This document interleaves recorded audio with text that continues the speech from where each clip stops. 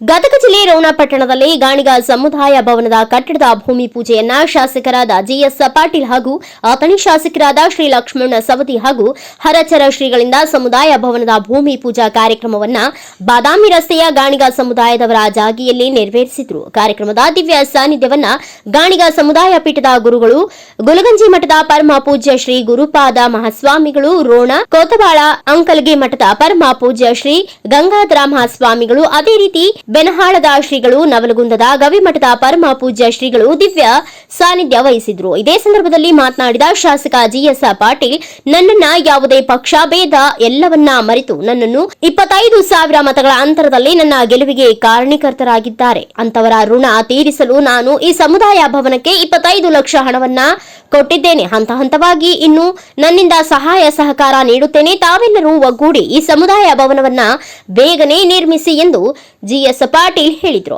ಅದೇ ರೀತಿ ಗಾಣಿಗ ಸಮುದಾಯದ ನಾಯಕರು, ಅಥಣಿ ತಾಲೂಕಿನ ಶಾಸಕರಾದ ಶ್ರೀ ಲಕ್ಷ್ಮಣ ಸವದಿ ಅವರು ಮಾತನಾಡಿ, ನನ್ನನ್ನು ಕರೆಸಿ ಈ ಸಮುದಾಯ ಭವನದ ಭೂಮಿ ಪೂಜೆಗೆ ನನಗೆ ಆಹ್ವಾನಿಸಿದ್ದಕ್ಕೆ ನಾನು ನನ್ನ ಸಮುದಾಯದ ಬಾಂಧವರಿಗೆ ಸದಾ ಋಣಿಯಾಗಿರುತ್ತೇನೆ. ನಾನು ಸಹ 10 ಲಕ್ಷವನ್ನ ಹಣವನ್ನ ಈ ಸಮುದಾಯ ಭವನಕ್ಕೆ ಕೊಟ್ಟಿದ್ದೇನೆ. ಇನ್ನು ಹೆಚ್ಚಿನ ಅನುದಾನ ಬೇಕಾದಲ್ಲಿ ಶಾಸಕರಾದ ಜಿಎಸ್ ಪಾಟೀಲ್ ಹಾಗೂ ನಾನು ಸೇರಿ ಹೆಚ್ಚಿನ ಅನುದಾನವನ್ನ ತಂದು ಕೊಡುತ್ತೇನೆ.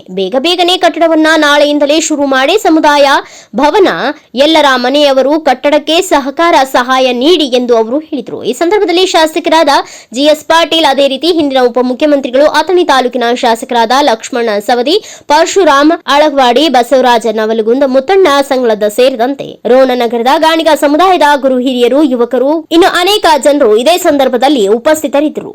Rudrappa Hebballi, NKS TV4 news, Ron.